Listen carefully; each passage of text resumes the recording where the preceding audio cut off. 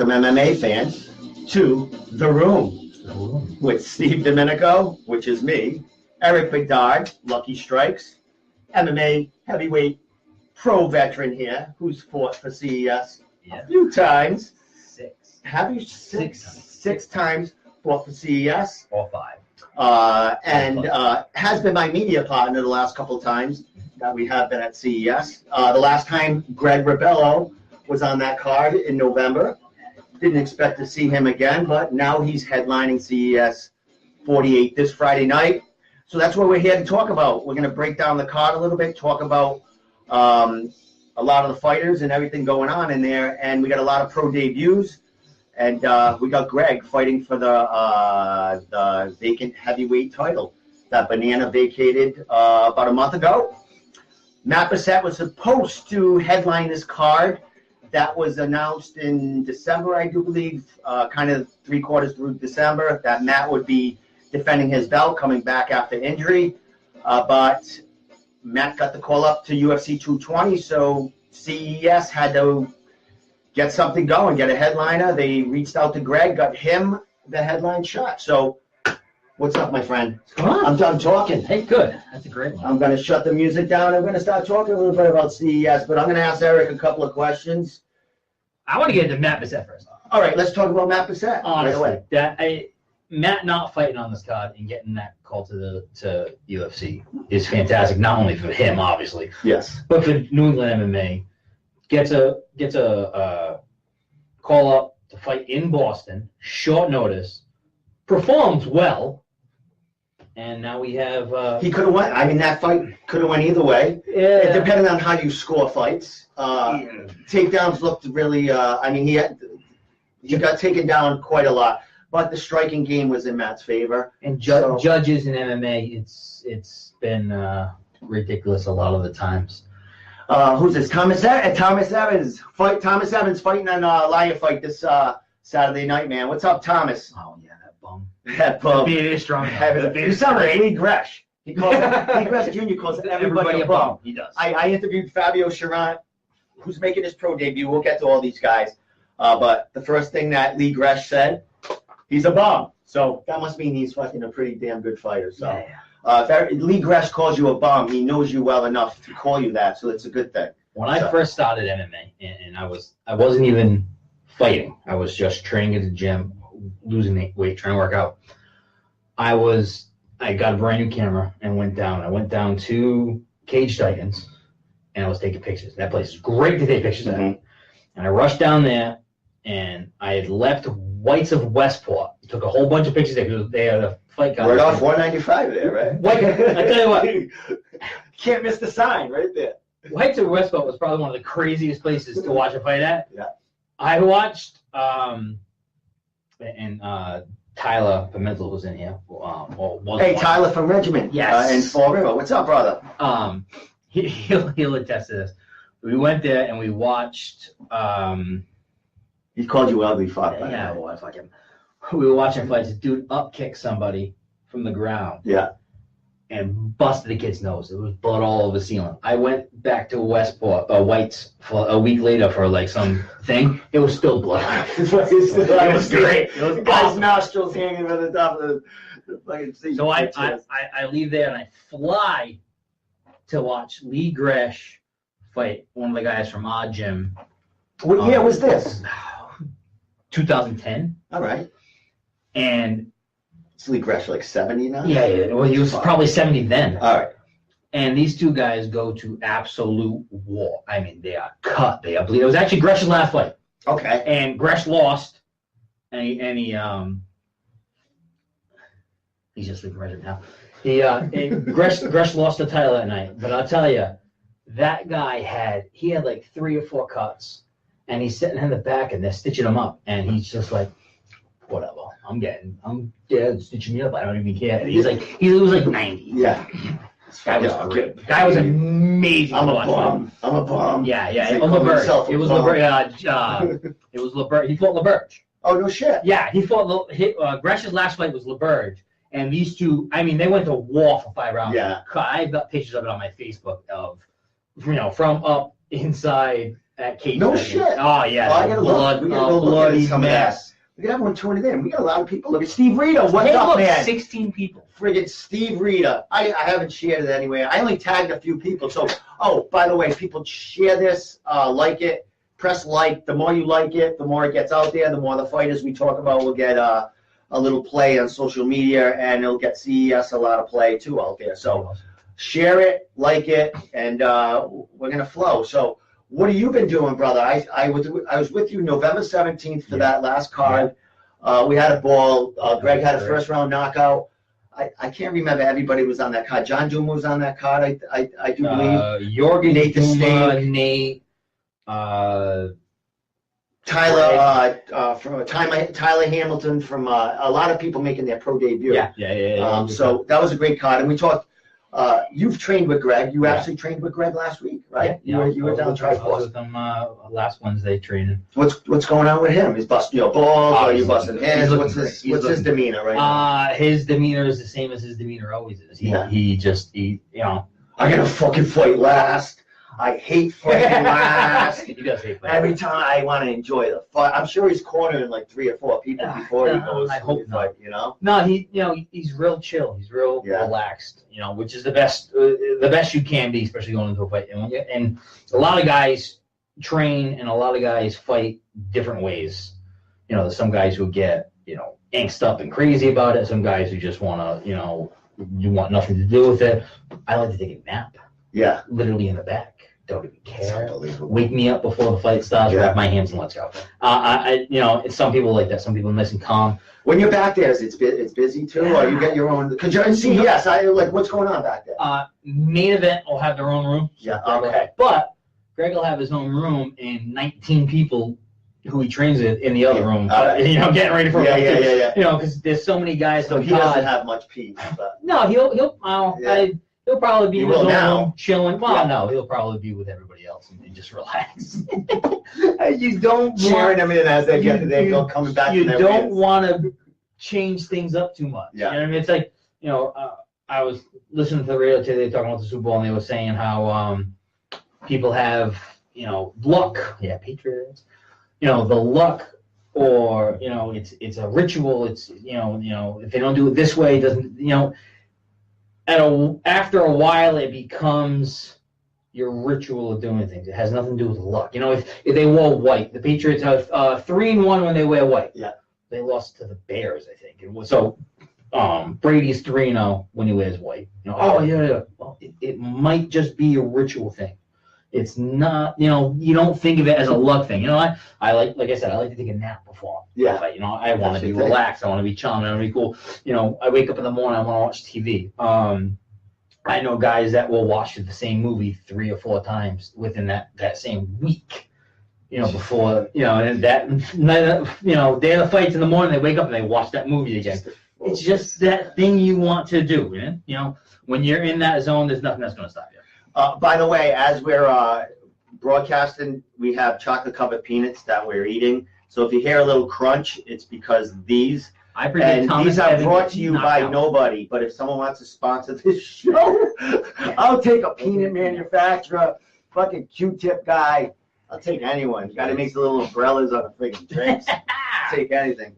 So we got CES 48. CES. Let's start talking about CES 48, man. We have a few pro debuts happening, all New England debuts. We got another guy from coming out of state, but making his debut. New York, right? We got a Hillary Rose making her pro debut. She was the bantamweight, amateur bantamweight title holder for Neff, I do believe. Yeah.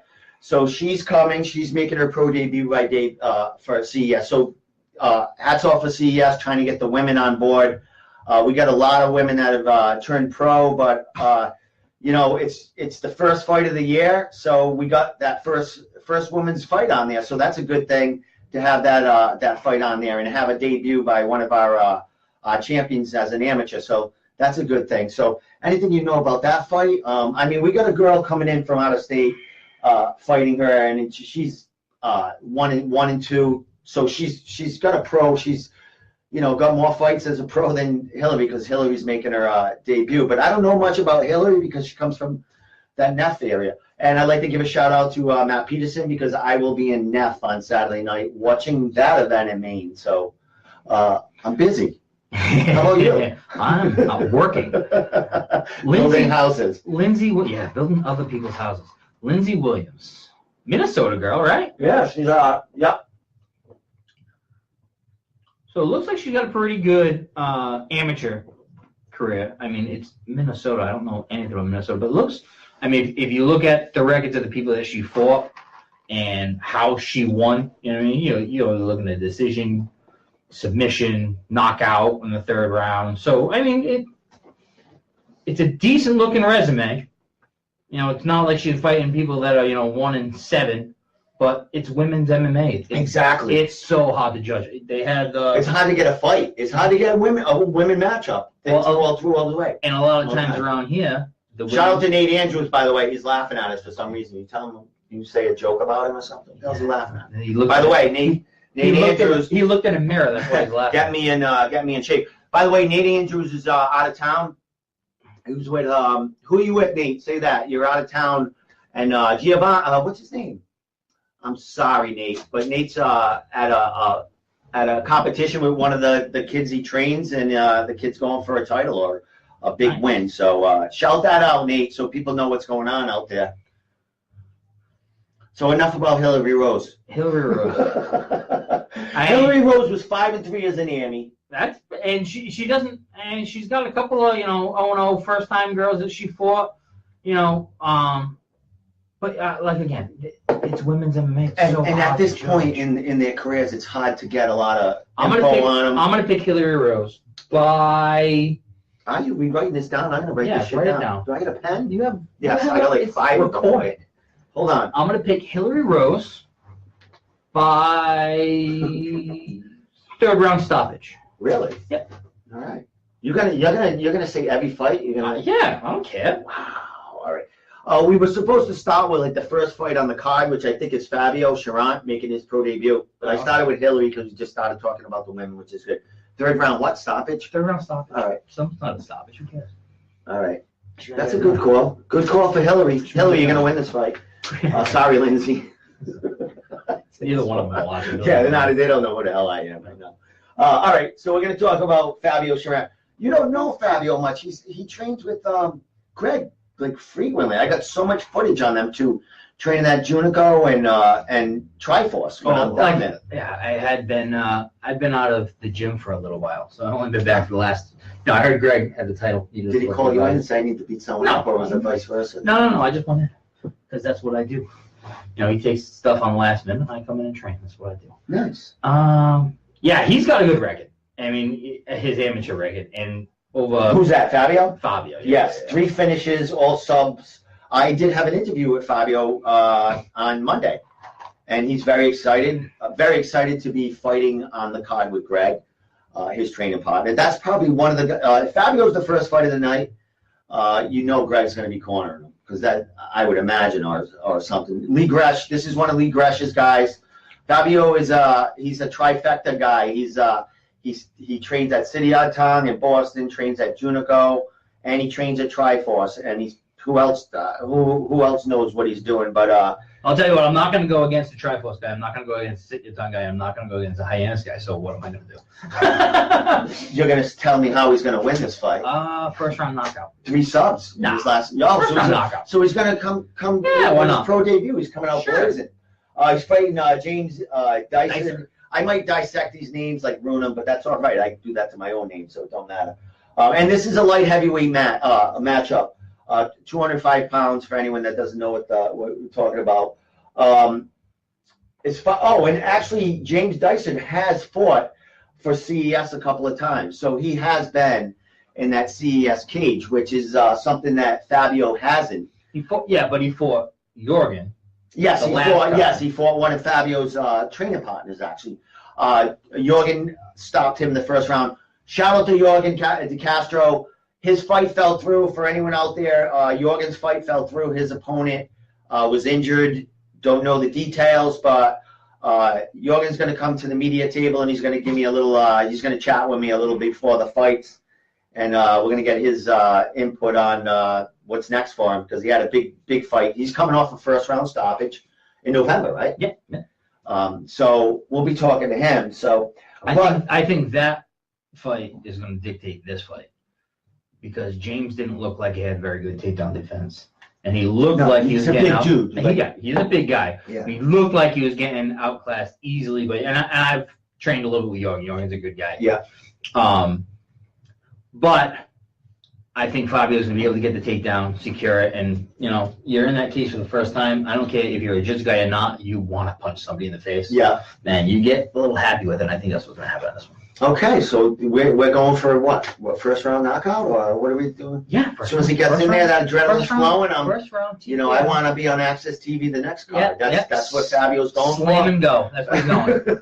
Fabio, listen to your coaches.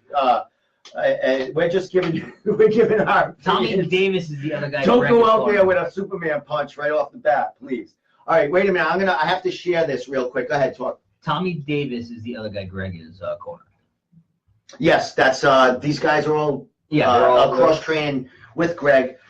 Greg not only is fighting and training himself, he's a trainer. He gives pad work and personal training and everything else. So he's got his own thing going on, hitting mitts and getting people ready, and he does a lot of the training in the gym. Does a lot of help with everybody. It doesn't matter if you're 115 pounds to 200 and fat. It doesn't really matter. He just he's one of those guys. You know what I mean?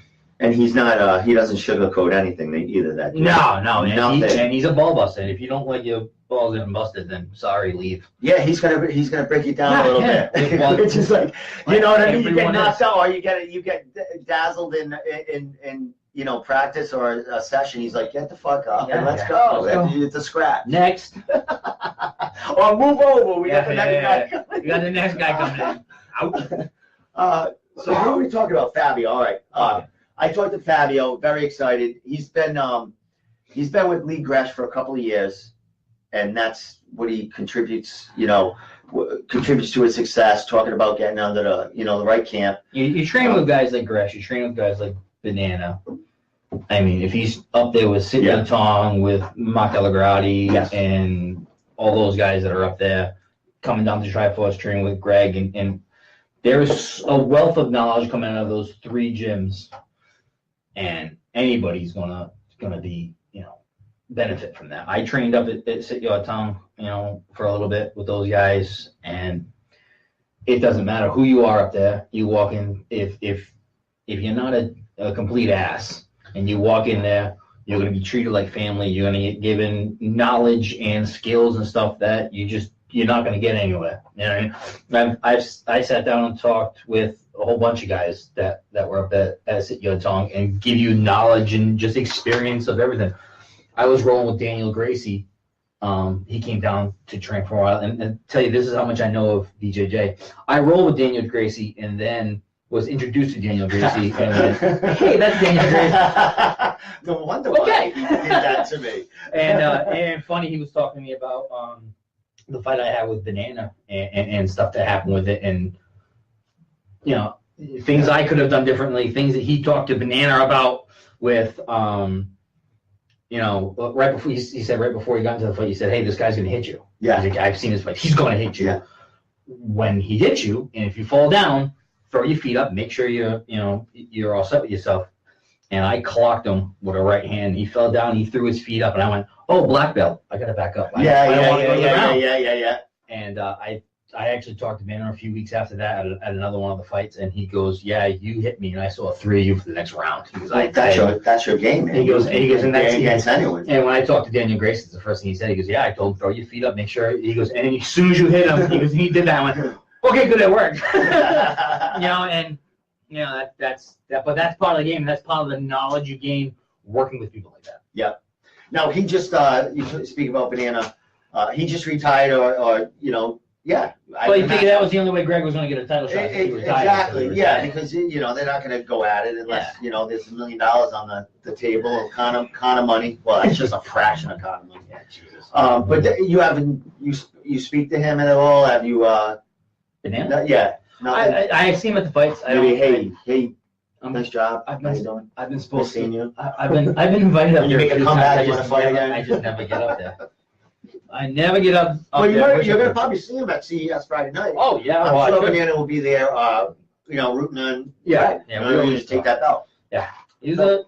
Banana's an awesome guy. And it's funny, we were middle of the third round in our fight, and he's on top and he's hitting me, and I'm trying to defend myself, and we're right in this corner, and I'm going, and this is before I trained at Triforce. This is before. Now, was Lee Gresh poking him, yelling, Gresh. screaming shit? And Lee noise Gresh and things? calling him, and Big John You calling know, him. fucking Lee Gresh. Lee Gresh, Daniel Gracie, and Big John Johnson. This is before I trained with Big John. Okay. This is before I trained to sit your tongue. So they all want your before head. I trained at Triforce. And I'm Turtle, and he's throwing punches, and I'm catching his punches like this. So he's not hitting me, so I'm defending myself.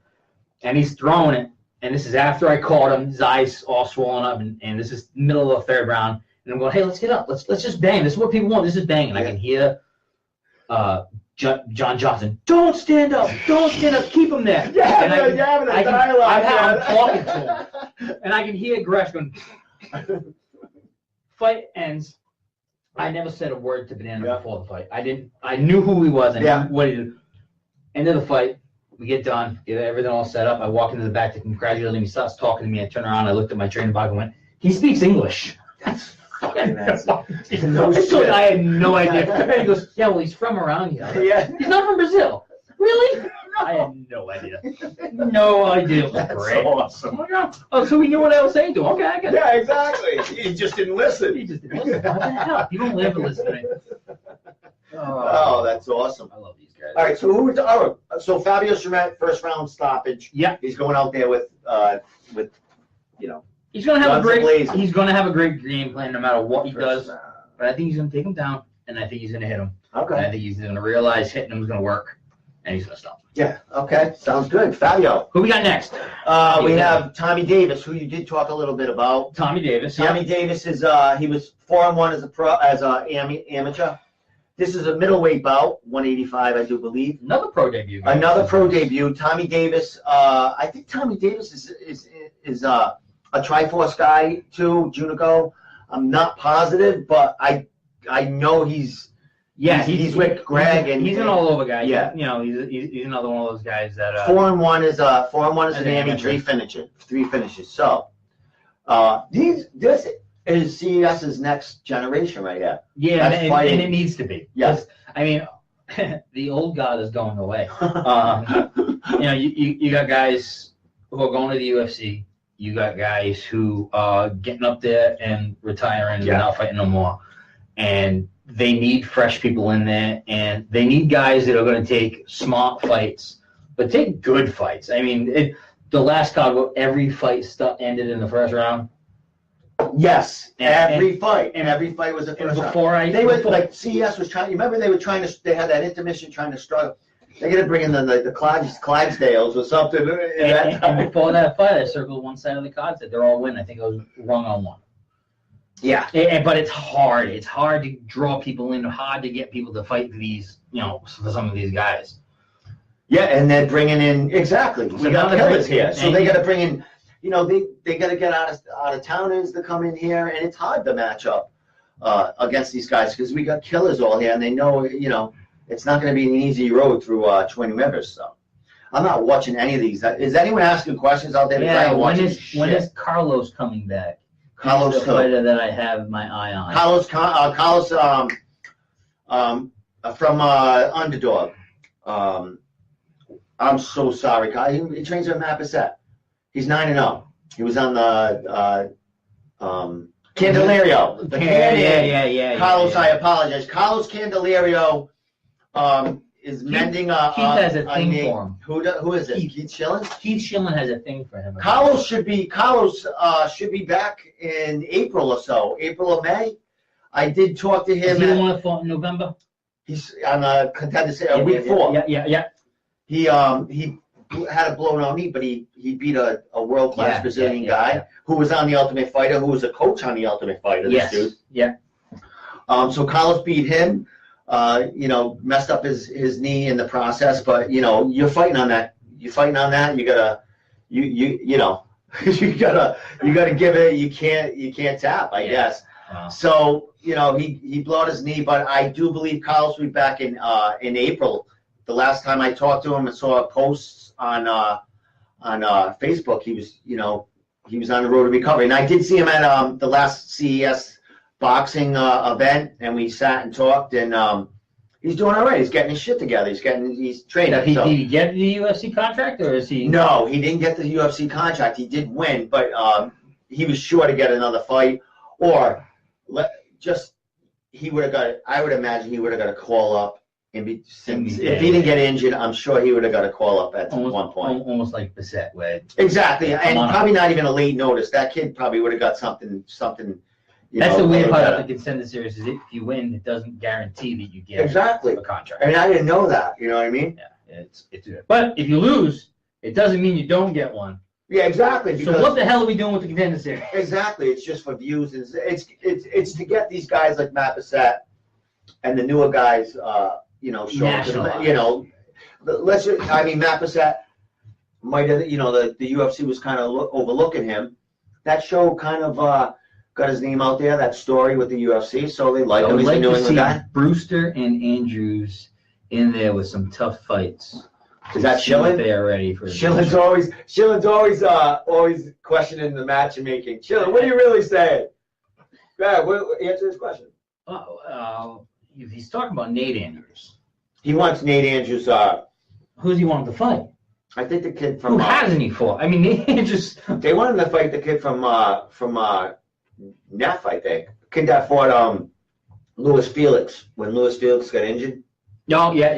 You remember? Why can't I think of his name? Anyone know his name? But what's Thomas Evans saying? Can we get to the prediction, boys? Who cares what Greg is doing? Oh, that was a while ago. Oh, was it? I got a prediction. He gets knocked out. Oh, sorry. Who gets knocked out? See, I'm not watching these feeds, but Travis Lazat from Western Mass MMA, who did the write-up on CES 48 for Western Mass. Nice.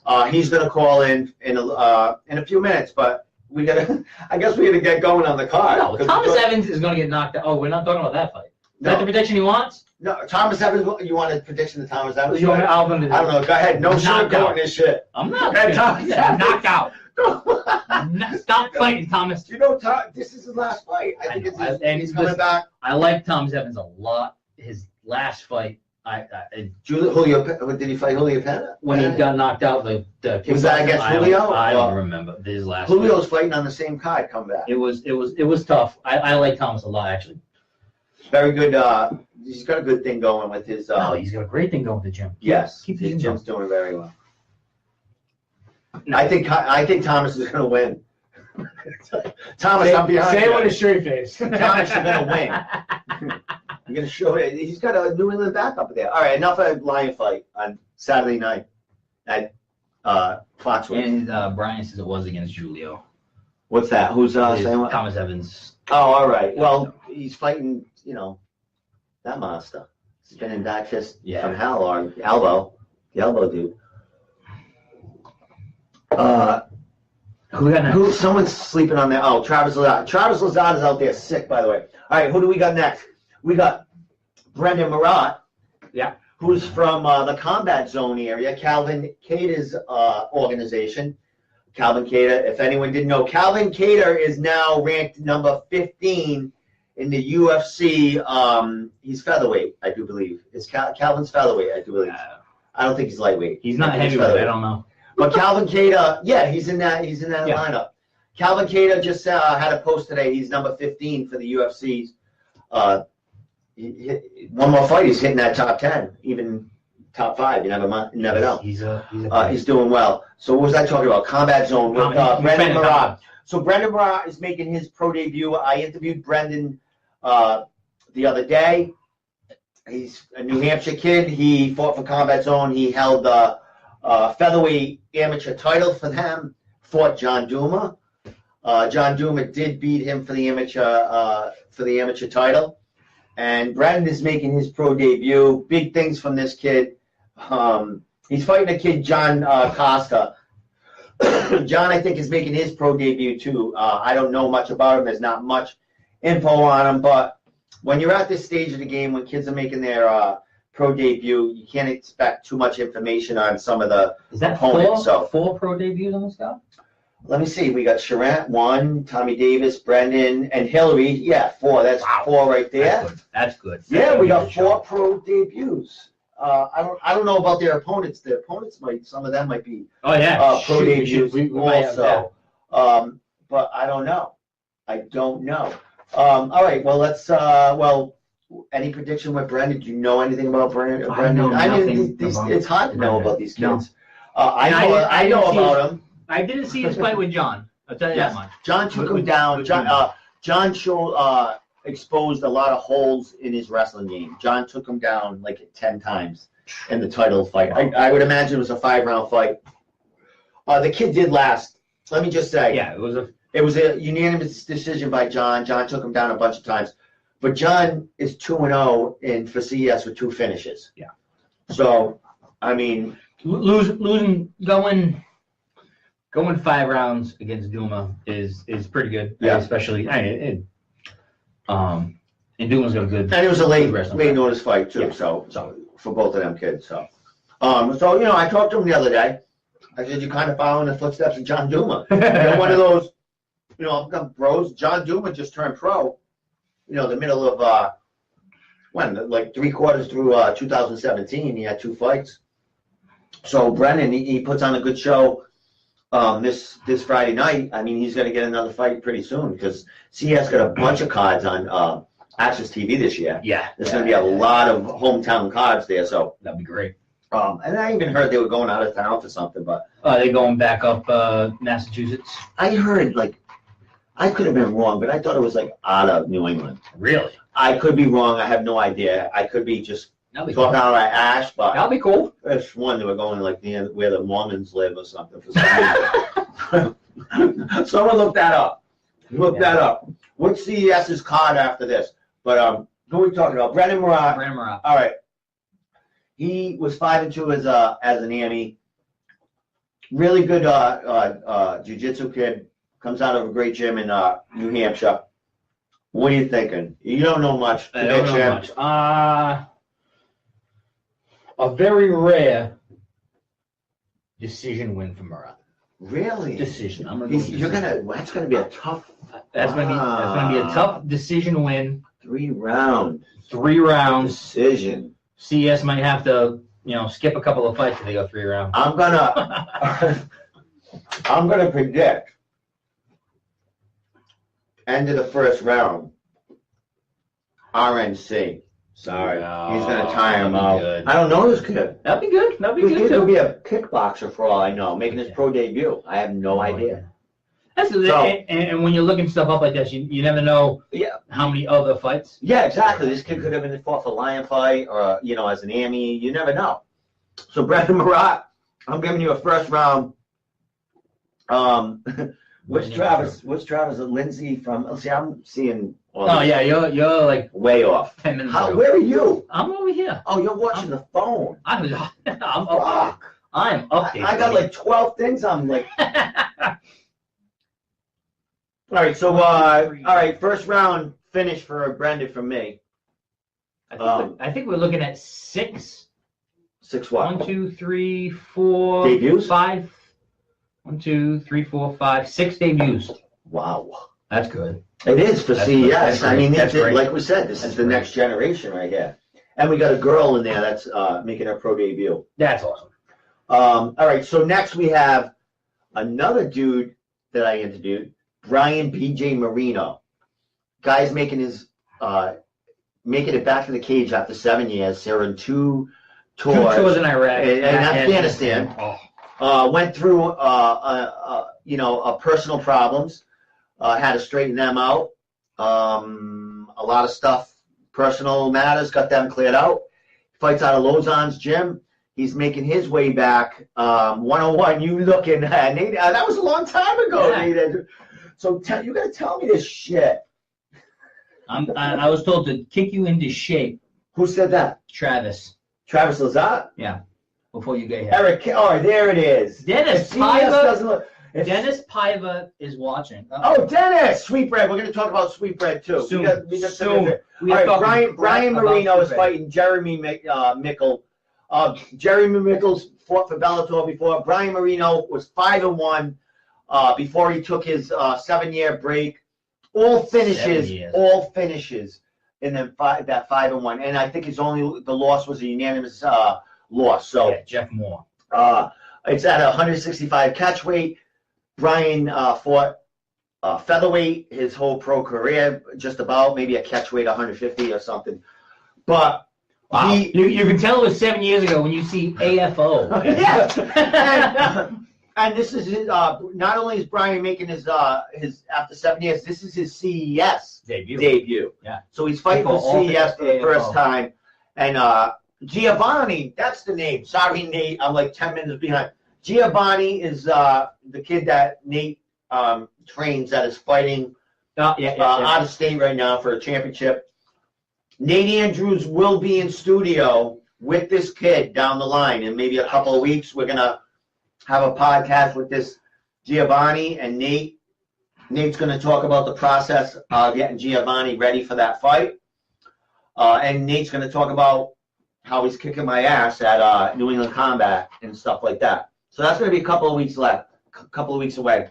Next week, Dan Cormier from the new strawweight king in New England, who just had a flying triangle win at Cage Titans last week, will be in studio next week on Wednesday, I think, with John Duma and maybe another Triforce guy. We're going to talk about that because Cormier's got another fight, I think, in April for Cage Titans again. Get him another strawweight fight. Nice. So good things for, Cormier did talk about this. Let me fight at 115. I'm going to show the world, New England, that this weight class right here is exciting. And it was a flying triangle. I did. Like 12,000, 15, 20,000 views on Flow Combat. Yeah. So he's all over the place. So that proves it right there. Kudos to Dan Cormier. We'll be seeing you next week. Hopefully. I saw him on Wednesday before the fight. He was cutting weight and cool, calm, relaxed, easy weight cut, nothing big. I mean,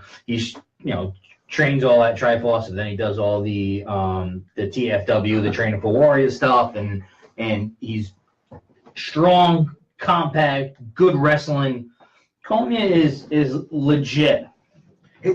Like his striking too. I mean, he's crisp too. Yeah. When you watch him, you're seeing like a real pro, like a smart pro. He's had a ton of pro fights. He's been fighting out of his weight class his whole career, basically. Yeah. Well, when you don't have the weight class, Yes, he basically cuts about 8 pounds to get to where he needs to be. And that was always a big problem, especially before. I've seen guys who were fighting at 125 pounds that were literally eating hamburgers and pizzas the day weigh-ins, and we're still weighing in at 120. Yeah, that's corny. He sent me Snapchats of burger. He ate like a fucking double burger the other day. He's like, he sent me that from work. He goes, gotta feed the king. He said so. All right, so that's enough. Brian Marino. So we're Brian's making his comeback. 7 years off.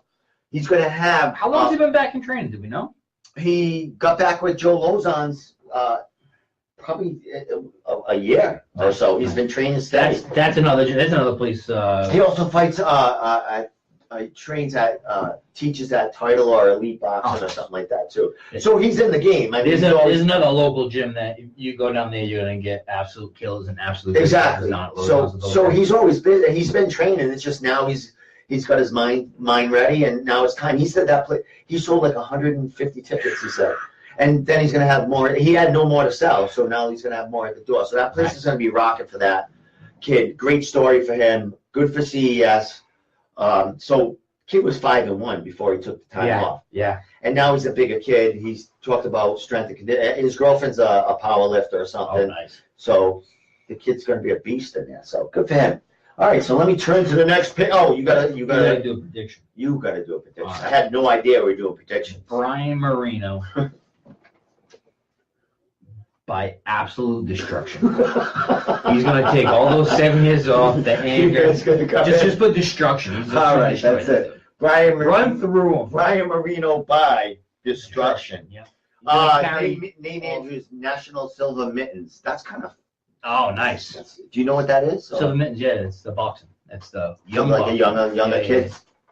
Good for him. Kid's a beast. Silver mittens, Big golden kid. gloves. And his mom's been like messaging me, you gotta interview Giovanni. You got it. And I'm like, all right. And I think because she saw I was training with Nate, she was like, now you can train. And I said, yeah, we'll have him in for a podcast. So Brian Marino just a gay baby. I'm glad he was. Brian, all right, he's watching, all right. Absolute destruction. Brian, absolute destruction, brother. That's going to be on your next shirt for your next fight. he's gonna. And Domenico 101 logo is going to be right under it. He's gonna carry that flag and just destroy people. Yeah, he's awesome. Good for him. 7 years out of it. That's Well, what he talked about is like the fight's still in him because he was, fighting. Yeah, you don't. There's a difference between taking 7 years off, sitting on your couch and eating chips and beer. Yep. 7 years doing the stuff that he had to do in Afghanistan. And obviously, I'm not a military guy. People and family, friends are military. I never even held a gun. I couldn't imagine it. I couldn't imagine. We should get you down. I had one at me one time, but I never held one. Put some guns in your hand. Let's see what happens. Hilarious. I got a 12 gauge you can shoot. No, I don't even. I shoulder probably can't even fucking curl that thing. Never mind, hold it. I have a 1906 Pocket Brothers. In the safe, hopefully. Yeah. In the I eat all the peanuts in. I eat them. They are delicious. Oh, Banana's watching. Julio Coutinho. I gotta say, he just came on. Beginning of the third round when I fought Keith Banana. Bell's on. I'm doing this. You want to fight Keith Bell? No, I was doing this, which is sign language for banana, and I can see my wife when I was standing there. That's fucking. My wife was off to the banana is right, my left, and I could see her, and I looked at her and I went, banana, and she's literally laughing. Like, she's just crying. I'm like, banana. I tell you, I'm not serious at any time. That should In have the been middle of fighting. Yeah, just stand Everyone there. eating banana when he comes out. Everyone's fucking eating bananas. I still want to know why they call him banana. It's great. Is he gonna answer? He's on. He's on. He just. Why do they call you banana? Banana? Why do they call you banana? Look at it. I just saw you doing the banana motion. Banana. So also watching that. So who are we talking about now? We're we're going next fight. We just talked about Marino. Brian. He's total destruction. He's getting the shirts made already. Yeah. Next fight, which is training partner of Brendan Marat, who Dylan Lockhart, 3-0. Dylan Lockhart's 3-0, featherweight. He's fought for CES. I think every one of his. No, he's coming off a win for where was it? Combat Zone.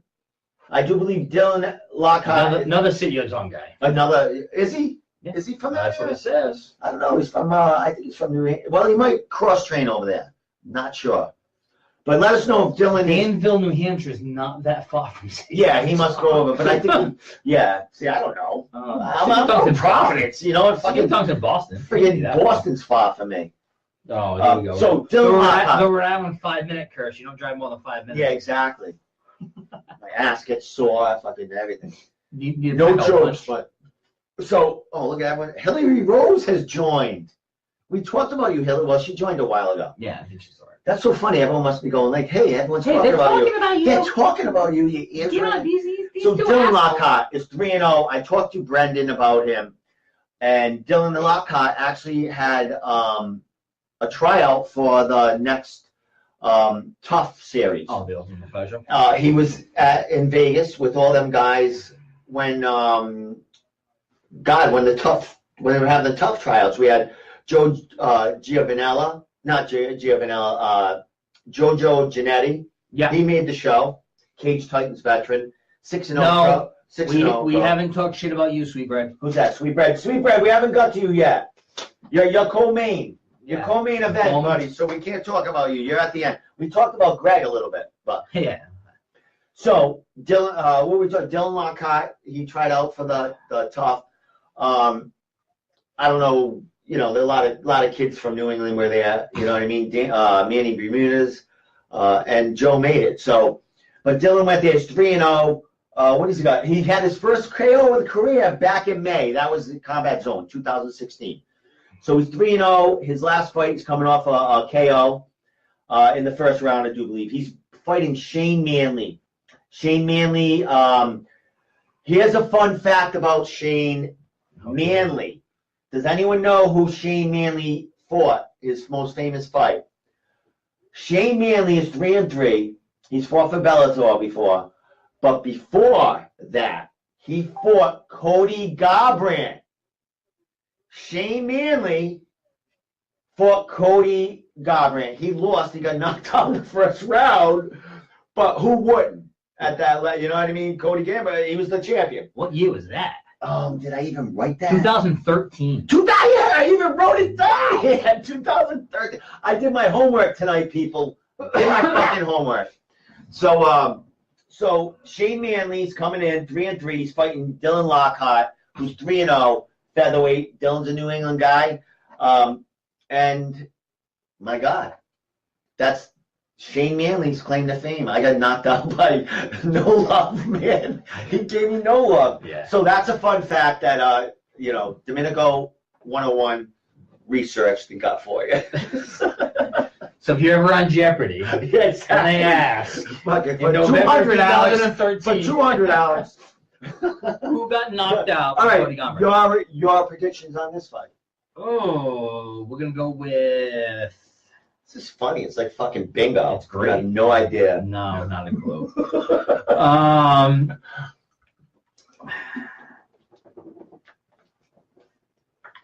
gonna go with Lockhart. Of course. Second round submission. Dylan Schillen's out there going, fuck it, of course you're going to pick all New England guys. Yeah, well, geez. Fuck the matchmaking. All right, so what are we doing with Dylan? We're going second round submission. Second round So, submission. I'm not even giving predictions because why? it's always opposite. I don't call fights. Travis said Garbrandt before you said it, by the way. Oh, did he say that? He said it. It's right there. Oh, awesome, Travis. Travis was going to call in a minute anyway. You know why? When we get to the he's on Tapology. Yeah, he's right there. He's fucking up.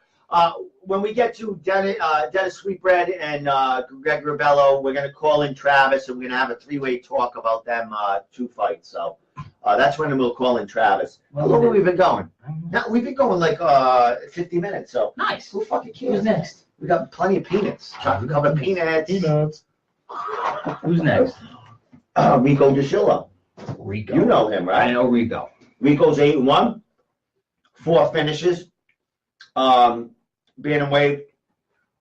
What can you say about him? No, see, Last time I saw him fight, he had a Peruvian necktie. What do you have? Is that what you call it? I didn't see it. I don't know. Well, that's the move? Is it a Peruvian? A Peruvian necktie is a. I did see him get someone in that. If that's the official result, let me know. But it was some whacked out fucking Just submission. said submission choke, doesn't say. I don't know if it was his last fight or the fight before that, but he did some spectacular thing when he I think it was a Peruvian necktie. So let's talk about him. You know him a little bit. How do you know? How do you know him? I trained with Rico at Sigurdsson. Okay. Well, I trained with. Is that his main gym right now? I think Who knows? so. Yeah, Sigurdsson. All right, cool. All right, so Well-rounded. Yeah. He's. I remember watching him. His no contest was an illegal. It was an illegal. Yeah, I I think saw it was that. down opponent, and it was just one of those things where, shoot, yeah. happens. What are you gonna do sometimes? You know. But really good striking, crisp. Was that early in his career? That too, was right? that was early, yeah, and that was for Bellator too. All right. He's durable. Rico can really strike with you. 31-year-old dude. Yeah. Around that. Yeah. So Is he that still- old? I think that's what he said. Jesus. Tapology. I'm going by Tapology shit He looks like he's 7. because I can't. Sure Dog's good for the pros, 1986. but the newer pros, I have trouble. I can't trust them. Doesn't he look 14? He looks 14. Yeah. Because, Rico's 14. but is he 31? Yes, that's around 31? I don't know. Yeah, we gotta trust that. Oh. So anyone want to fucking call Tapology and tell them they suck? And hey, Rosa Fernandez, my girlfriend. I'm gonna be seeing her later, by the way. So I force 100%. Sergio Silva. Yeah, you're like an hour behind on that. What the fuck Man. is that? Mike Dowers. I'm sorry. I'm over here. Yeah, Rico, durable. Really crisp striking, good submissions. I think his takedown defense it was everything I've seen, really quick on his takedown defense and stuff. Fought a bunch of guys, hard fights too. He doesn't really take easy fights. He's not one of those guys that's gonna back out of a fight. I'll take Rico for the win. And Obviously. Rico's only loss is against I can't think of his name, but he just beat Chris Catino from BST. Chris, who trains with Rich Santiago. This kid is David Garcia. David Garcia, who Second round submission. yeah, I mean that's a pretty good feat to submit the submitter. Yeah. But David Garcia not taking anything away from him. He submitted Chris Catino, who's a really high regarded pro in New England. So I can't wait to see that. And maybe we'll get another pro. So what's your prediction on that? Peruvian necktie? Yeah, Peruvian necktie for the win. I gotta see what this other guy does. I don't know anything. James about Hernandez, 3-1, all finishes. Every one of his fights is a finish. He had a first round start. He just fought in January. Yeah. This kid, I'm all excited. I'm throwing my pen around because I had some facts. Jamie Hernandez, 3-1, all finishes, just fought and got a first round submission in January. So the dude's coming off a big win, and he's fighting Rico, who's a submission specialist too. So Rico's gonna catch him in the second round all right, with hands. with He's hands. gonna put some hands on. Really? Yeah. He's gonna drop him and It's- submit him, or is this gonna be? No. He's just gonna drop him and keep hitting him. All right. This is what's gonna happen. First round's gonna be the feeler, almost like the Patriots. Yeah. The first half's the feeler. They choose. Second round, he's gonna come out, figure out the game plan, hit him hard, drop him, Hit him hard. finish him with New strikes. England, hit him hard. Hit him hard. Hit him Finish hard him with and often. strikes. Hit him hard and often. Hard and often. All right, Rico by semi-destruction. All right. This dude I don't know too much about. I know a little bit about because I researched a little bit, but I've never seen him fight. A little bit on YouTube as far as, but never live. We got Tim the Bear Karen, 8-1, middleweight. All his 8 wins are all by finish. Just fought in the combat zone back in November 2017 with a submission win. Fought for Bellator 3 times. This is a big signing for CES. I mean, we got a 3-time Bellator bet. 8-1, all finishes. He's on the Access TV main card. I think these are all Access TV main cards fights we're talking about now, which start, I think, at 9 o'clock. So all finishes. He's fighting Timothy the Good Soldier Woods, 7-5, 3-time. He's got 6 finishes out of his 7 fights, and he's fought for Bellator, I do believe, at least 1 time. Timothy Woods is a solid guy. Of course he is. Solid. Yes, 7-5, a lot of fights, and That's a tough fight. Yeah. That's actually a tough fight to predict too. fighting middleweight, and yeah, Tim Karen. I see. I don't know much about these guys because Tim Karen's upper New England dude, which I'm trying to find. I'm going to Neff. I'm branching out that way. I'll know more about these guys. Well, I'll know after Friday at CES. But what are you thinking? Because I don't know much about this guy. I don't know much. He lost to Jordan Young, who was a legit prospect. Yep. Is that who? That's who. The Bear lost That's to. the Bear loss. He lost in Bellator to him, right? Yes. Yes.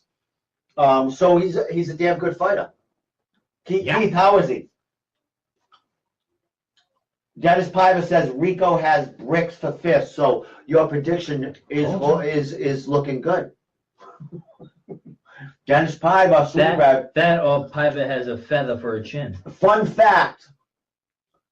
Dennis Piver. Does anyone know how he got his name? Sweetbread. I do. You do. I can't. Because you were. I don't know. I just saw it. Did you? Yeah, he mentioned it. Wasn't it in fucking something? Yeah, they were just talking about it. It's some fucking. So anyway, Karen is solid. No clue about the other dude. yeah, that good. Yeah, all right, cool. Karen is Be solid. chilling. You're gonna be there, I imagine. Yeah, probably. Grew up in East Providence. Karen grew up in East Providence. Oh, so Did he? or did Keith? Well, the Dennis.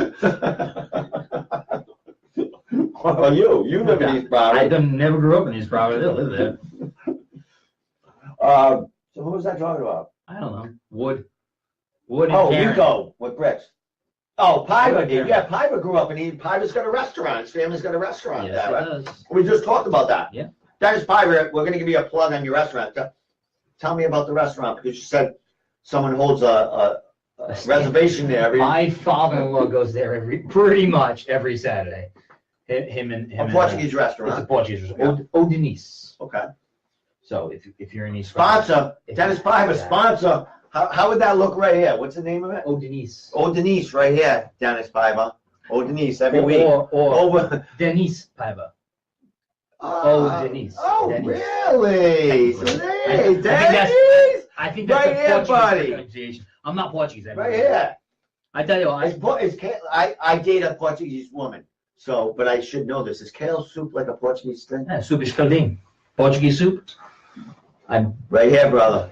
You don't even you get Portuguese steak. I'll eat that shit on every show. Portuguese From- steak. Oh, they would be 400 pounds. That stuff is great. All right, so actually, I lived in East Providence till I was 8. This is Dennis Piper Yeah. talking. I lived in East Providence till I was 8. Then moved to New Bedford until I was 17. Then moved back to East Providence. Cool. Hey, 579 Warren Ave. That's where the address for that is. All right, talk to your family. I'll be in there with my girlfriend to eat and Portuguese steak. pitch my show. Just order the Portuguese steak. Isn't that salty though? There's a lot of salt in it. It's a steak. Is it? And Is there egg on top of now, it? I grew up in Fall River. Yeah. Lived in Swansea. My Okay. entire life, I have been around Portuguese food. I've eaten Portuguese food from everywhere. All the places they say, hey, go to this place in Fall River. And Old Denise is the best. Is that it? Well, I hear A lot of times I'll go, like if you go in Fall River and you go down to Academica, which is or Calavera, which is a really good Portuguese steak. They give you Portuguese steak and it's a beaten steak and it's about this big. They beat the hell out of it, so it's tender as It's fuck. good. Is that what they do? You order it from his parents' place, his dad's place, and you order it medium. It's this big. Is it? With a freaking So fried they egg on pound it top. from here? Oh, So it does come with an egg on it. oh, with an egg and peppers, rice and Bread and shit with that stuff. rice and French fries. And what you do is you go there and you get the little necks first. Check you out. What are you there? Listen. Fucking live in this place? Yes, that's where we go for Communion? no Sunday mass? Sunday mass. Are you serious? No, Easter lunch. All right, we go to. Easter. Well, Easter. like I said, my Easter. father, New England, Easter. my father-in-law's there pretty much every Saturday. Yeah, he holds a booth. Yes. So you order the little necks first, and the little necks come out with the sauce, and you eat all the little necks, and then you take your bread and you dip it in the Of sauce, course. and then when Kind it of bread comes, they give. when his sister comes and Homemade, tries, of course. when his sister tries to come and take I need to away clean it. the pan, you tell her no. She Yeah, plates you I'm for giving it. shit. Really? And then you That's fight. part of it, huh? His sister, is that the same one that goes to the fights and screams when he, like, well, the whole family's there. I swear to God, story about Dennis Piper. He was fighting Cody, why can't I think of his name? He's in service right now, Cody. Yeah, Cody. No, it's not Cody, is it? Yeah. It's, I was just talking about this. Literally just talking. Like, about he this. just had a baby, I'm gonna, He trains at Triforce. of course he fucking does. So anyway, Dennis was fighting, you'll find his name. I love having a co-host. Nordby. Nordby. I was gonna say no love, but I get that two mixed up. You because were they're about the- saying no love. I'm Yeah, like, they're the it's same not no love. size and same, you know. So Dennis was fighting Cody at CES, and his whole family was behind me because I was You sitting started in that hearing? section. I swear, and Dennis ended up losing that fight. Actually, we're going to talk about Dennis because that's Dennis's only loss in like forever. Yeah. We'll talk about that. But he's 7-1 in his last fucking 8 fights, I do believe. So, and that was his only loss. But I had his sister and his family behind me, the younger family, not the adults, which they're adults now. No. He got caught in a rear naked choke, I think, by Cody. We'll talk about that fight. They were fucking. I was like, I was with my son. My son, I think, was like 19 at the time, and we were like, fearing for our lives. But the coolest thing after the fight, You guys haven't lost in 2 years. yeah, Dennis was like, he just looked at his, all his fans and said, just respect, man, relax, like, be more mature. And Yeah, they that's shut like right down. He shut him right down. And it was like the best, like most humbling sight to see Dennis. Like he lost the fight, but he was like, you know, fans are pissed and everything. But he was like, come on, you're bigger than that. Like, relax, I'll be back. And what the fuck has happened? They're Portuguese. Is that way? It's gonna have to be the steak. That's it. Must figure they were eating that friggin' half a cow. Right. It's either a fight or a soccer game. They can't come. No, someone cheated. Yeah. There's no way he got caught in that. But all right, wait a minute. All right. Oh, we're getting to Dennis's fight now. Now we're now good. All right. All right. We'll talk. We'll just say his stats, and then We'll talk a little bit, and then we'll call. Yeah, we'll let Travis Travis call. So Travis, you out there? You should be here. Call me. I'll tell you when to call me. I think you're hooked up somewhere. So, oh, I put that loud up, so I gotta shut that up. All right. So we're gonna talk about Dennis now. Dennis Sweetbread Piper, 10-6, I do believe. Look up his record. He's 7-1 in the last 5 years. Yes. 5 wins by KO, 1 submission, and I love that I'm reading these facts from Dennis Piper. Well, is that what he's saying? You're reading it right from him. Oh, he's awesome. I'm on Tapology. I fucking love him. He knows Dennis Piper, he's right on. He knows what's up. Sweetbread's watching. I love it. It's my man. 10-6. Now, And I all wanna say- his fights have been for CES. yes. Every one of Dennis's pro fights, I don't even know if he had an Emmy fight. Yeah, he fought with Cage Cage Titans. And AFO. Every one of Dennis's pro fights is for CES. I don't know if there's any other fighter that has that many fights for CES. No, it's not meant. No, because they had a big deal about him a couple of fights ago about that was his 10th fight or something like that with the promotion. So He's fought the most. I think if he hasn't fought, I know he's the only one that's fought all of his fights for them, you know, with that many. You know, there's obviously the guys that have 1 or 2 fights with them. But yeah, he's been a big part of CES and the promotion. You know, he's a great guy. And, you know, I've seen him. I was at Shaw's. I'm shopping at Shaw's with my wife. I'm talking to her. All of a sudden, there's an arm around me, a phone in my face. I'm like, what the hell? And I'm What, like, taking a selfie? Yeah. He's like, hey, look. I'm Yeah, like, he's awesome. now, the thing about Sweetbread and his earlier fights, you know, he was just getting going, just starting to get, you know, what he had to do. He used to started to train with Keith Allen doing JKD and Yeah. a lot of the other stuff. And now that since he's moved out and he trains with Gresh and all those guys, his game has jumped. his stand-up is great. It really is. It really is. He's got awesome stand-up. He's got great cardio. He's, you know, the one area Smart fighter, veteran fighter. he is now. The one thing we haven't seen is a ground game. I haven't seen much of anything for a ground game. And I'll tell you one thing about that Norby fight. I knew there was a problem in the Norby fight before the fight happened at the weigh-ins when they were trying to fight each other. That was his big, like, And- words with, but like, that's that what- fight leading that's up what to that Norby- was a lot of shit That's going what on. Norby does. He gets into your head. And he got Dennis off his game. Yeah. And I talked to him about it. I said that to Dennis after that. I said, dude, you got joy off your game. Yeah. That was it. You were not in the right space. If his head is in the right space, I don't think there's anybody around here who's going to take Dennis out. And at that fight, Cody was fairly new for CES and stuff like that. Dennis, that was his world. Yeah. So that, you know, there was a lot of This kid's too pressure. pretty. Who's that? His kid, that's the kid he's fighting. Kevin Barbina set 5-3, 4 subs out of his 5 wins. There's a fact about Kevin. He's, I think he's a park ranger or a fire, something to do with forest fire, like fireman Tough. or police or Tough job. What's that? That. Yes, he's Forest something to rangers. do with something with out there. I don't know if it's a police or firefighter, but he's something that is very significant with his job. I know that. I can't read that because I'm gonna have to have him call in. Dennis Piper's dad had a part in the movie Mystic Pizza. He sang a couple of Portuguese songs. Yeah, Dennis' dad is a professional singer. Are you on? Does he sing at the restaurant? I think he died. Does he come on? I gotta go, Dennis. Piper needed that loss to learn. Best loss of his career. Is that what you said? Yeah, you gained way Yeah. more from a loss than you. And you know what? People say that, and you know, I love when people say that right after you lose. Hey, man, you gain more from a loss than you do from a win. Yeah. It's true. Yeah. Right after a loss, you don't want it. That's the last thing you want to hear. And you know, he's doing a lot of things outside the cage too. He's got a great career. Talk to him. You know, I talk to him here and there offline. You know, I try to, you know, catch up with him, but he's got a million things going on. He's you know, everyone's reaching out to him as far as media, the upper guys there. I thought he would, you know, be in the UFC. He would have got a call up in the last, like, since his last fight or something. But, you know, after tonight, after Friday night, you can't deny this kid. He'll be 8-1 out of what?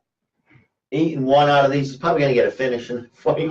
I hate to, you know, say that, predict that about a kid coming into town to fight one of our guys, but you can't not go his way because the momentum's all with Dennis. This kid's ranked number 9 in the lightweights in the Dakotas.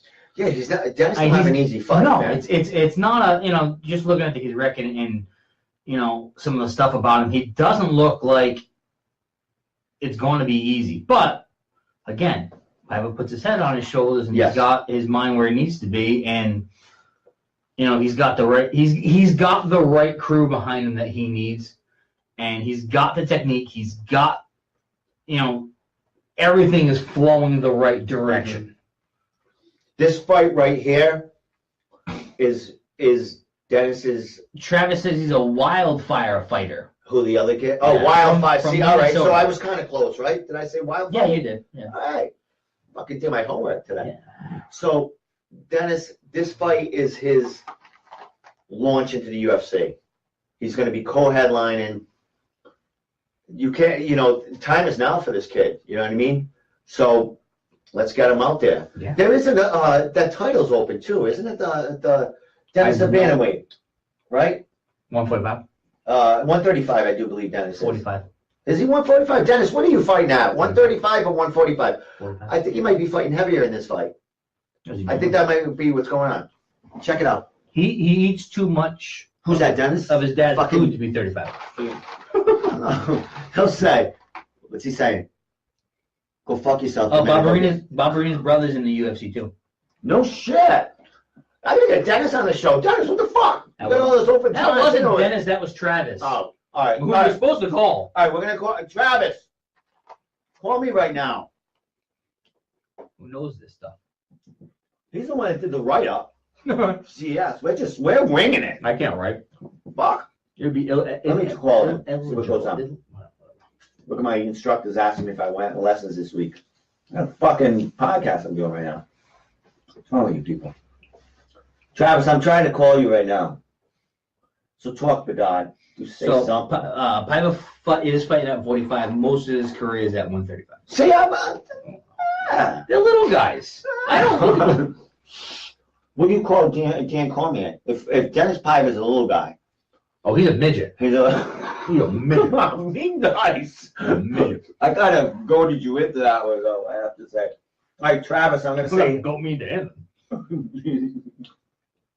All right, we're calling Travis right now. Hopefully this works. Have you ever seen the Cristofaro brothers, the triplets? No, are they They're fighters? Not, they're not triplets. Yeah. Really? Two of them are amateur. One of them is amateur, two of them are pros. And I bust those guys off. You there, buddy? I'm here. There, you hear him? I hear Can you him. hear him? I Go can ahead, say hello, Domenico, I love you. Domenico, I love you. There you are, we're in. You're a Travis, Travis Lazat, who does a bunch of write-ups for Western Mass MMA, also has a page, Full Contact Writer, on Facebook and other areas. Travis, buddy, how you doing, buddy? I'm doing awesome. I'm sitting here watching the podcast, just waiting to chime in. You're nursing some illness right now. There's a whole 3 people watching. Yeah, I'm battling a little bronchitis. It's going to sound more like I've smoked Lucky Strikes, not talking to Lucky Strikes. I found me.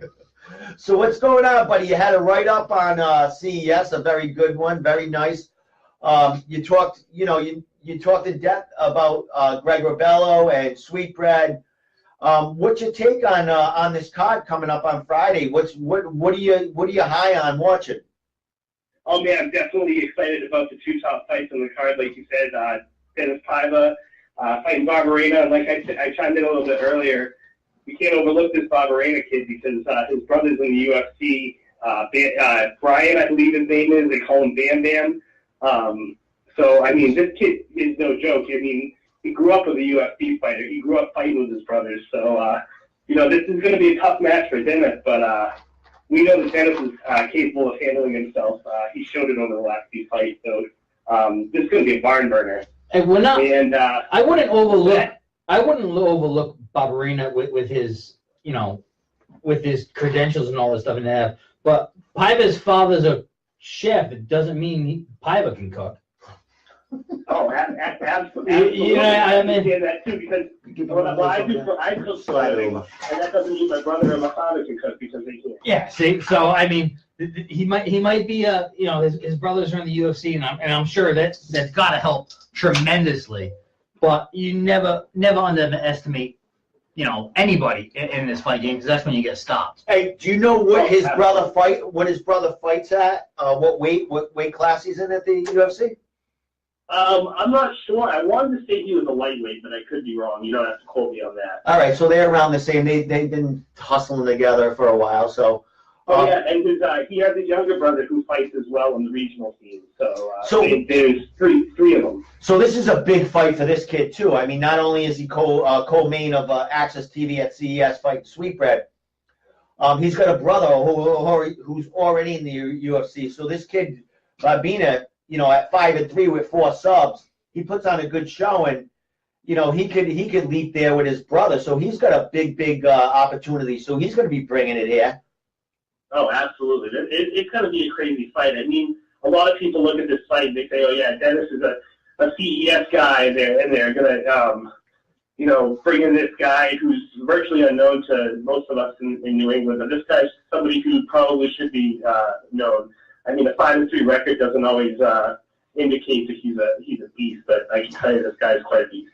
His brother's Brian Barberena, Yep. who actually fought and beat Joey Proctor. Really? Yeah. Nice. TKO knees and punches. That's not bad. So, I mean, and his brother has a whole bunch of fights. A lot in the UFC.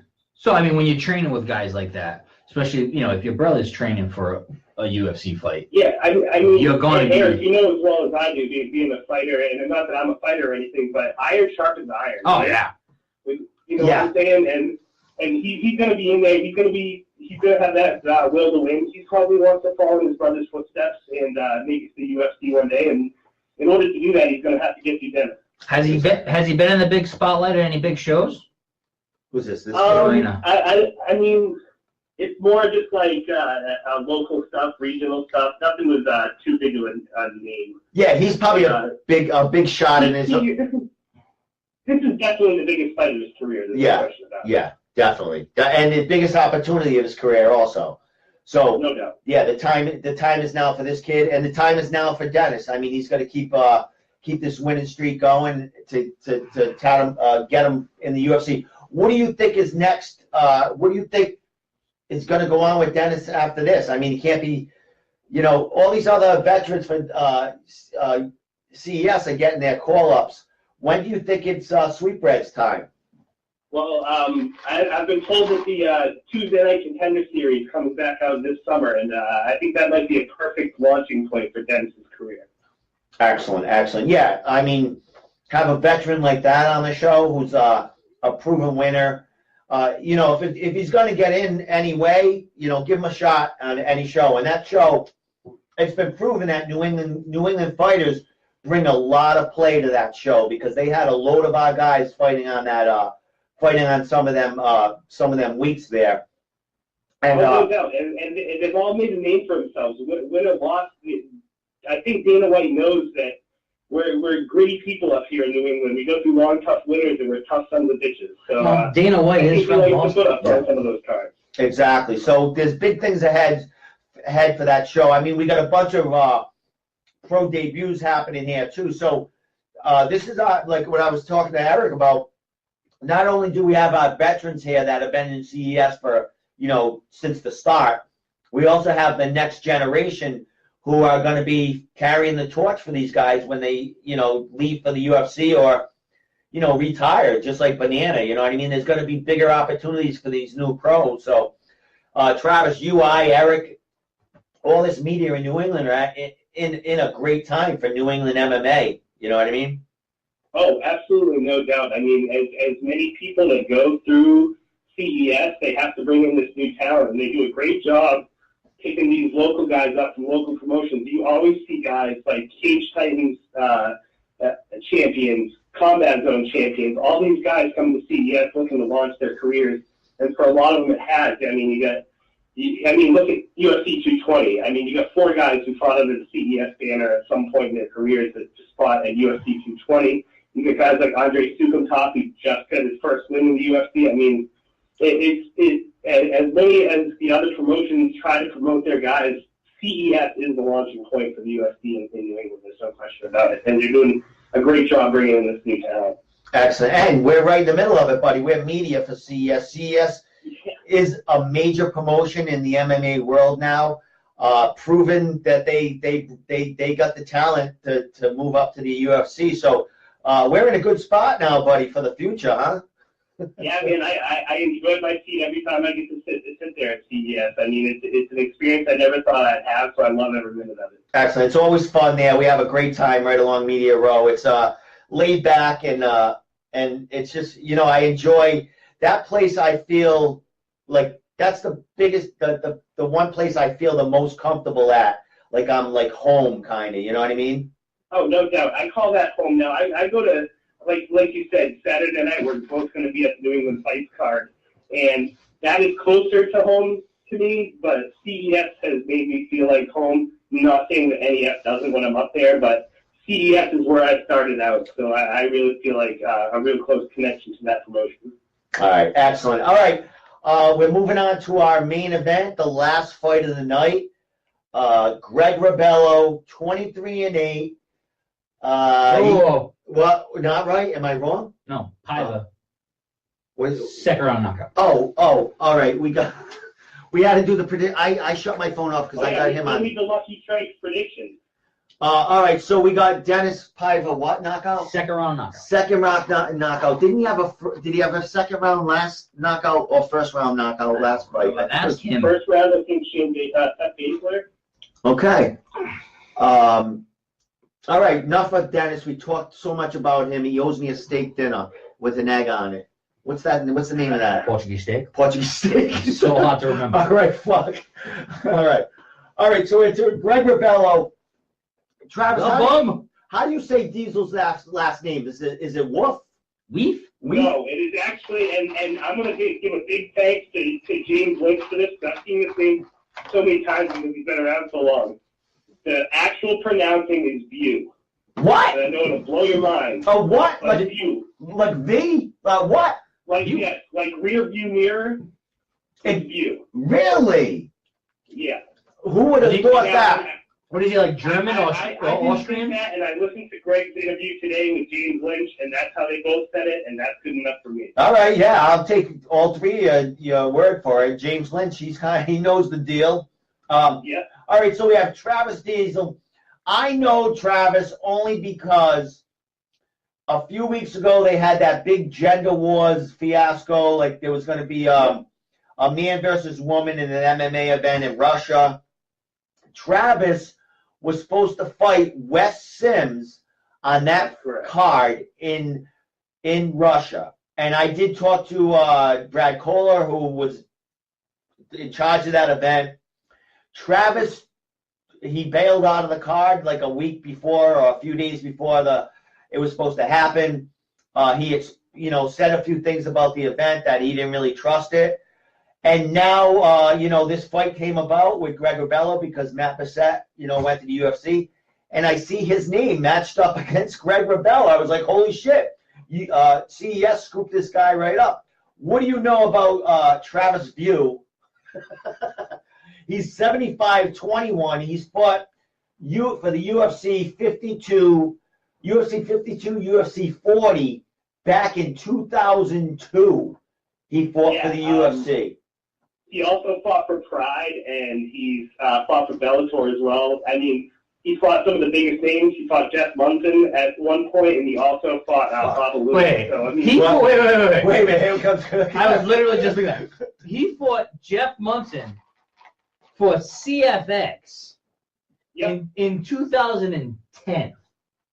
Yep. That's got to be the backside of Munson's career, right? To fight for Oh, CFX. I mean, To fight for yeah. Munson CFX? had 1,000 fights as well. Yeah, I love Jeff Munson too. But yeah, I mean, you fought some of the bigger names. I mean, he never really got to the upper echelon of the heavyweight division wherever he went, but he was always known for putting on fights. I Jeff think Munson he's was got fighting in something like he's got north of 25 knockouts and north of 25 submissions. I mean, I guess when you have almost 100 fights, that's bound to happen. But this guy, I mean, he's in the twilight of his career. He hasn't fought a lot recently. I think he's coming off a couple losses. I think he's under 500 in his last 4 or 5 fights anyways. But He goes through I guess stints. from after Rebello, CEF just put a name in front of him, and this is that signature win that Rebello really feels like he needs to solidify his resume for the UFC. I got another Jeopardy question for you. He fought somebody on their pro debut. That's a long list. I can't I even know. fucking find that there. So that Who was it? he what? He fought a Bellator vet not his pro debut, but the Bellator vet's pro debut. He's now fighting in the Oh, you heavyweight. told me that. I know who it is. You know who it is? Yeah, I don't have my computer in front of me right now, and I've looked at View's career a few times, but that didn't stand out to me. I'm sure I just overlooked it. Mo Lawal in Japan. Oh, yeah, King Mo. I did see that. He fought Yeah. King. That was his first King professional Mo's fight. First professional fight. What are these guys, like 55? That big Mo. It was 2008. Well, they going back that far, you had no ammo, you started pro right away and like 100 fights a year. Not only that is when you, especially back before the Massachusetts commissions, I remember, I know guys that would go to the weigh-ins with their paperwork and go, oh, he fell out, I'm that weight, here's my Yeah, paperwork. Joe Wolf's on one of them. He was having his friggin' bag in his All the paperwork time. ready to fight. You weren't getting suspended 90 days by the commission. No, you were not. You could fight every weekend. I watched the guy get knocked out and then turn around a week later and fight another guy. There you go. That happens a lot still in New England. Yeah. All right, Travis, about this fight. Let's talk a little bit about Greg. You wrote a great write-up about Greg and his career. Like, this fight was put together kind of late notice because Matt had... Yeah, I think Greg said about 3 weeks ago once they found out that the set was going to the UFC, they made this fight. Exactly. I talked to both of the, I talked to Greg on Instagram, and I did talk to Keith Bell, and I got a little insight from them that, and from CES that they were working on a heavyweight matchup. And this is great for CES for putting this together to take the place of that Matt title defense. So what are you thinking about this fight? Well, I like I said, I listened to James Lynch's interview earlier, and Greg said that he was supposed to fight for a card later on, either in February or April for CES. So he was already kind of in training camp with the guys that went to UFC 220 because he trains with all those guys. I'm a huge Greg Rebello fan because it's not oftentimes you see somebody that's that quick, has that much power. He fills his hands like a welterweight, and I really like that because he's super quick for the heavyweight division. He doesn't look like one of those big muscle-bound heavyweights like I think you'll He's a find that southpaw, Travis too, right? looks like. But or your buddy right now, Eric. He's not like one of those big muscle-bound dudes. But the guy's Nah, with Mark he said Del nah. Rio. I'm not. He thought you said a muscle bound dude. He's over here flexing for me right now. Oh no, that's what I'm saying. I mean, I sat next to Eric Just a fat with you guys last time at CES, and I was scared shitless. So. I'm eating chocolate. Yeah, that's right. Hey, at the last, you were getting Eric a matchup, weren't you? Yeah, we were talking about that, and it still could happen. Rob Hilton up here, the 6'8" Jamaican Shamrock out of NEF, would like to fight. Now, Peterson, you out there? I'll be seeing you Saturday night. I got your co-main right here. No, Yeah, right? He just said, if Eric goes, I'll knock somebody out. Absolutely, that's what we want to see. And yeah, we were talking about that last time, but The thing about Greg and being the southpaw that he is, you underestimate how quick he is. When I go in there, and normally whenever I'm sparring somebody, I don't take my time, but I'm not rushing things. I'm just in it. You do my combos, my whatever. I literally have to think to myself when I'm sparring Greg, because he's a southpaw, I have to go 3 times faster than I normally would just to get anything off. And then he still catches you with that left hand. And believe and luckily, when he throws his left hand, I know enough to tuck my chin and take it on the forehead. I've been hit enough on the forehead with that left hand to know if he hits somebody, they are going to sleep. And that's what he did last. Absolutely. And with this fight get announced, I thought Greg Rebello was going to knock him out in the middle round, but my actual prediction is body shots.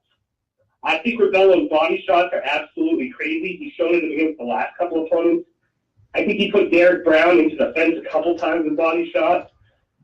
His body shots are just as nasty as any of his head shots. Yeah, and they, because of him being a southpaw, his left hand, which is his power hand, goes right to your liver. Yeah. My left hand, which is technically not my power hand, even though my left hook is probably one of my nastiest punches, is to that power. So you're digging in, and he throws a that left, recoil and he too. throws a left to a body. Yeah. And it's a straight left, and you think it's going to your head, so you put your hands up, and he dips right down and lands it. And I'll tell you what, opens up the head too. View likes to wrestle. He likes to put you up against the cage.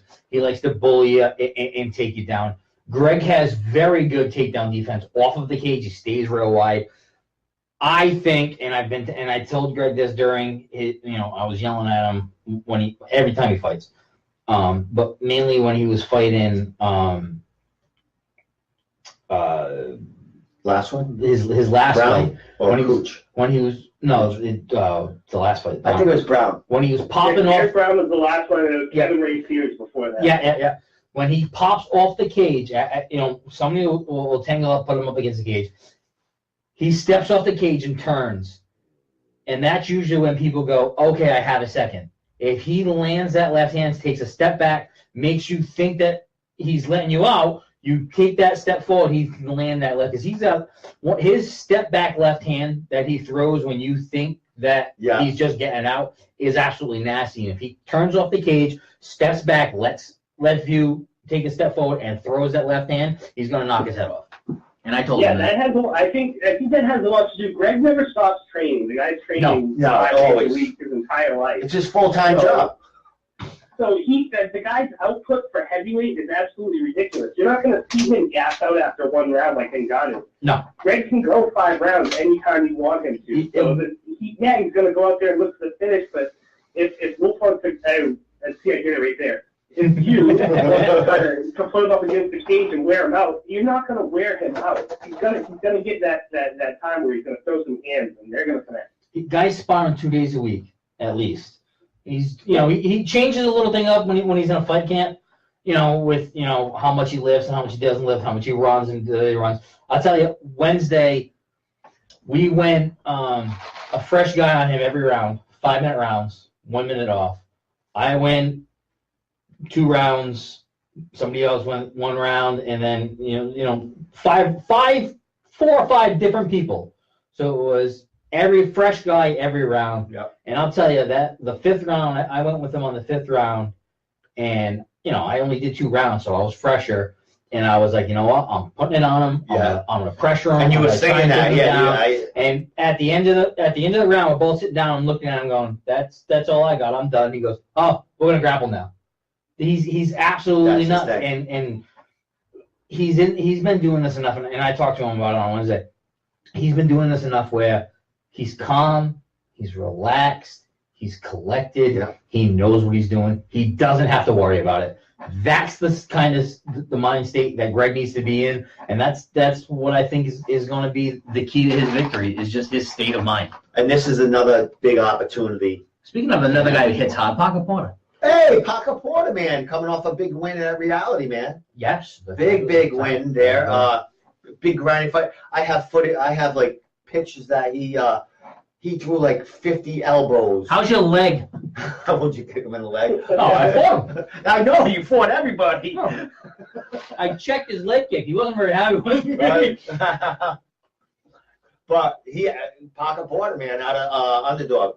MMA. Another great guy. Yes, another guy. Another great guy. What's I mean, that guy's a linebacker, man. Yeah, That's a big dude. heavyweight right there, man. That guy, I mean, ho. I don't think Greg's ever fought Parker. That would have been a fight. I would like to see that. Greg versus Parker Porter, that would be a great Could fight. happen. He's a reality. Yeah, Parker's an old school dude. That guy's seen it all. Well, They wanted me Greg does. me to fight him Greg, a long time Greg ago. does his work this Friday night. We could have a unification, well, reality fight against CES. So it could be fun for New England if they don't make the UFC, which I do believe Greg, with a great show in here, he'll get a call up somewhere. Yeah. Yeah, I definitely think that if Greg can finish this fight, that he's on the bigger and better things, at least for one or two fights. Yeah, exactly. And especially considering when he fought Ngannou, I can't even say that guy's name, in the Contender Series, then that guy went on to have a really good fight in the UFC, and you're watching that going, Greg could have done it. Yeah, he was He's right in there. He even said that he's been very vocal with the fact that if something bad would have happened and he wouldn't have done as well as he did in the Contender Series, that he would have been done. And I believe that's 100% true. He wouldn't have had a good showing. He would have been done. He came off that very happy with what he did in it. He just got caught with he got caught with it. He was doing well in that fight. heavyweight division. Yeah. You get caught, you're Exactly. done. Yeah, that guy was a beast too. That guy was no joke. He came from CFSC, which is a huge promotion, and he's right in their heavyweight title picture. So that guy was no joke. Exactly. All right, my man. I'm going to be seeing you Friday night at the fights, as usual at CES, right in our spots there, having a ball there. Great write-up, Travis, from Western Mass. You also did a write-up for Neff, where I'm going to be seeing you Saturday night. Also, I'm going to be driving up to Maine to hang out with you there for the first time as media at Neff. So you're going to have to show me around. That's right. And hold my hand and tell me who to talk to and be nice to. Buy good fireworks. Oh, yeah, so it's going to be a good time. Hopefully they sit us right next to each other. I know all the people up there for the most part, and I get a pretty good rapport with those fighters as well as I do with the CBS guys. So I think we're going to have a couple good nights back-to-back, man. Definitely, man. The first time I think we went to, had two back-to-back fights that we did media together with. So I look forward to it, Travis. Thank you so much for giving your insight. And I'll definitely see you Friday early, and we'll chat it up with the fighters at CES. Oh, absolutely, man. Anytime you need me, I'm here for you, buddy. All right, brother. Thanks so much. I'll be seeing you very soon, all right? All right. Peace out, brother. Take care. All right, my man. Last fight. words. Where the fights? You got to give your predictions. All right, predictions for Greg Rebello, 23-8 against what's it, 14? 75-21. 75-21. I'm just trying to. Greg's fought 15 times for CES. I could be. Greg has fought as low as middleweight, or middleweight for CES in the beginning. Yeah. Greg, fun fact, Greg Rebello has fought for, I think he was a catch weight, but I don't know if he hit 185 he's fought at 185 for CES before, or another organization. So Greg, in his early career, was a middleweight, light heavy. What was his Don't say pro debut. his UFC on the show? What was that, the 185 year? Or was it the 205 year? Do you even know? Oh, when he was on the top. Wow. When he was on the Ultimate Fighter? He was on the tryout. Yeah, he was on the tryout. I would say it was 205. I think he was light heavy at that point. He would know. Look, it's on there. No, it's not. It isn't? No, It's tough tryout. no, because it's not a sanctioned bout. Yeah, but I think it says it though too. Just like if it says a kickboxing match, I think they got that in there. Say all that stuff. You fucking That was years ago. Gooch Bellman. I think it, because I was looking up his record. I think it said it on there. Tough. I could be totally fucking wrong. Maybe it's on Bellator, Massachusetts Regional, Catchweight, Minka, But Reality Fighting. it's gonna be on there. Untamed. Mass destruction. I Yeah, love this. that's. I saw another thing. Brian Marino fought on the Thanksgiving massacre. Or something Yeah. like that. What fucking 186. Exhibition belt, 186. Yeah, it is on there. Yeah, Josh Bryant. So yeah, 186. So that's 185. So, all right. So he did fight at middleweight there. Yeah. And he had some Eminem hair back then too. He had some some dyed blonde hair. Fun fact about Greg Rebello: dyed blonde hair, fighting at 185. If you Google Greg Rebello's name, you're gonna see pictures of from like the Eminem days. So, all right. So great night, man. Great. Third round stoppage. Great third round Left- stop. left- Third? left We're hand. going that. Yeah, Yeah. he's gonna grind him out and then Yeah, fucking yeah. take him. He's gonna Hit that left hand off the cage, He's- off that If he was breakaway. gonna get tired, he's gonna step off the cage, hit him with the left hand, and if he was gonna crumble, All right, man. Great shit, brother. we'll do it. Thank you so much. So you and I will be together Friday night. Friday night. We'll be Watching doing fights. all that video Talking stuff, calling fights, telling doing little Snapchats here and there, having a good time. Do everything. This time you might branch out and go like talk to a person here and there. Yeah, fine with me. Yeah, you just do what you want. You know that they I know might give you a everybody. little more access than me. They fucking watch me like a hawk. I tried to. Just say you're not with me. I'm not in Domenico tonight. I'm like No, doing my no, own no. thing tonight. Somewhere else. I'm just Eric Bedard, Lucky Strikes Media.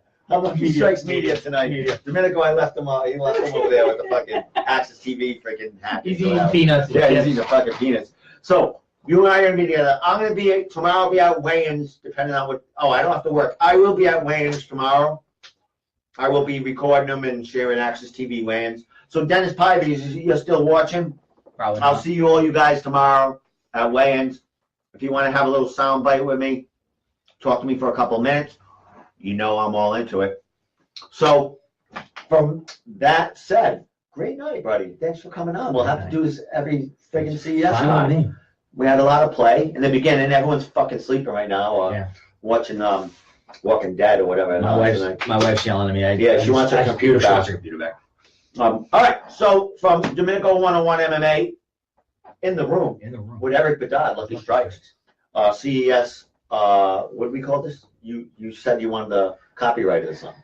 What do we call this? The breakdown. CES breakdown. The CES breakdown. CES breakdown. So this is the first of many to come Let's hope. because there's a lot of Access TV cards this year. Watch. So I'll have Eric in studio to break down the cards every We'll do it.